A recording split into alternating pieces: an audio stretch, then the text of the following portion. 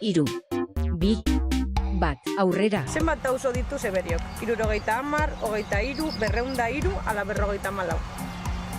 23. Zeberioko zein auzotan egin zen sorgin ehiza 1555ean? Zubialden, Ermitabarrin, Gesalan edo Zaldarianen? Gesalan. Zein urtetan inauguratu zen Ermitabarri Museoa Zeberion? 2018. Zein da Zeberioko kontserbera? Maskillo.